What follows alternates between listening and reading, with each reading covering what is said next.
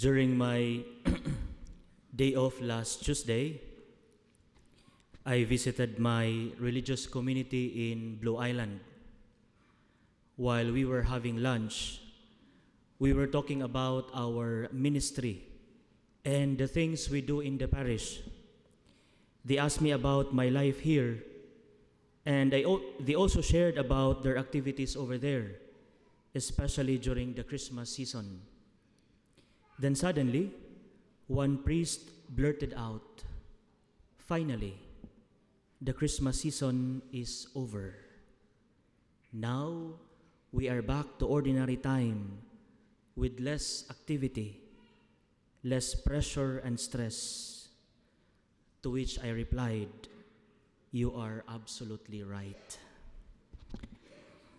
Brothers and sisters, is this also what you feel right now?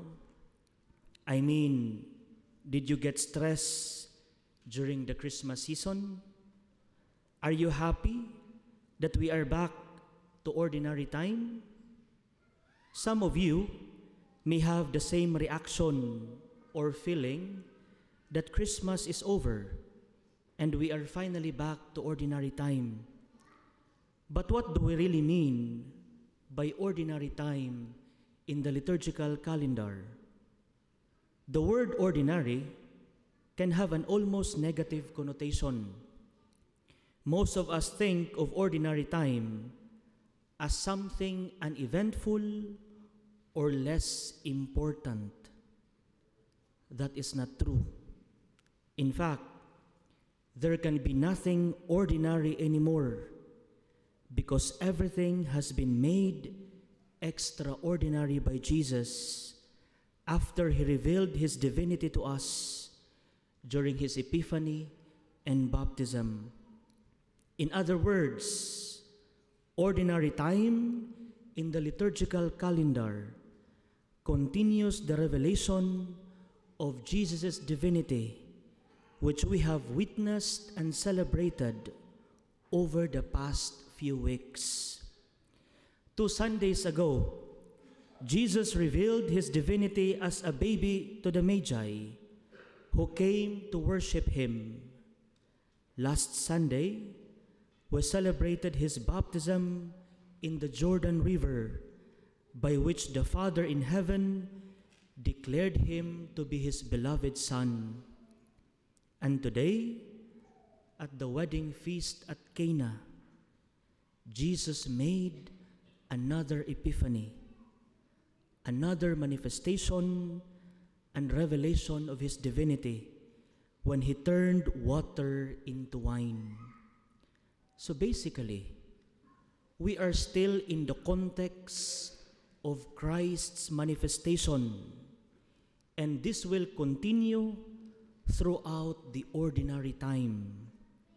That is why there is nothing ordinary about ordinary time, because everything is made extraordinary by Jesus. Amen? Amen?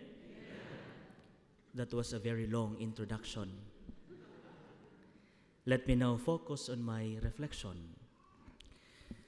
You know, brothers and sisters, as I prepared for my homily this morning, there is one important thought that keeps coming to my mind that I cannot ignore. And what is it? That Jesus performed His first miracle at the wedding. It was during a wedding that Jesus publicly revealed His messianic identity. Jesus did not perform His first miracle when He was baptized by John.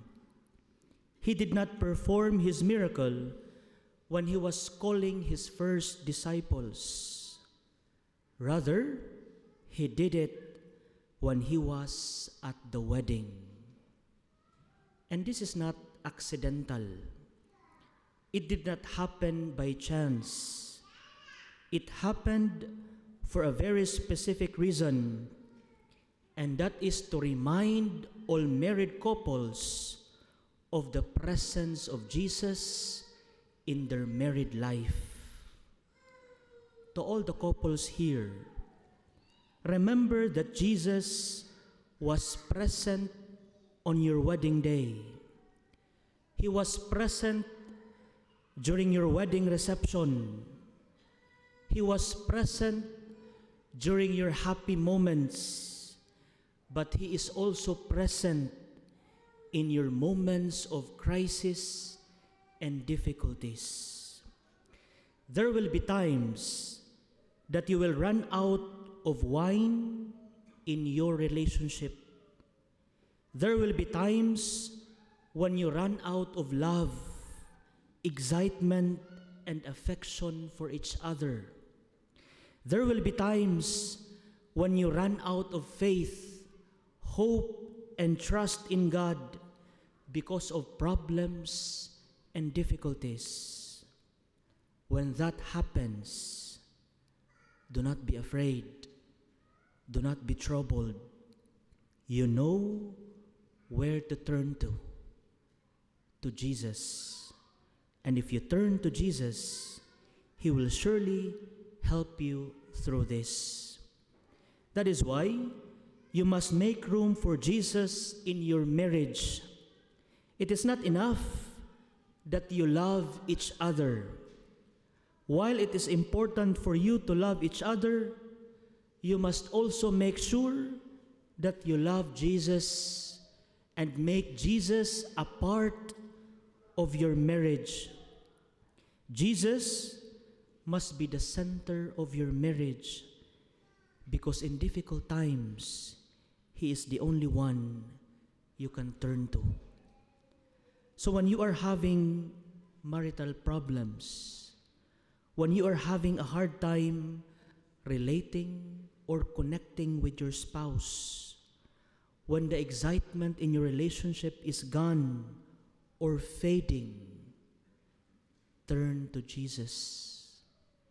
Ask Him for help, and surely He will not let you down.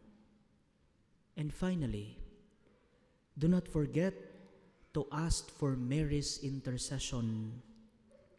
Ask our Blessed Mother to take your intentions and prayers to Jesus because Mary is our great intercessor. I have always believed, and you may disagree with me, but I have always believed that Jesus cannot refuse Mary when she asked Him for something, not because Mary is His mother, but simply because Mary's will is always in harmony with His. That is why when Mary asked Him to do something for the bride and groom, and even though Jesus said that it was not yet His time to perform a miracle, he still did what He had to do because He knew that His mother's request was for the good of all. So do not hesitate to ask Mary for help. Like you, she's also a wife and a mother. And if there is one person from whom you can ask for a favor to bring your prayer closer to Jesus, that person is none other than Mary, the Mother of God and our Mother. May this celebration help us to deepen our relationship with Jesus and to deepen our devotion to our Blessed Mother. Amen.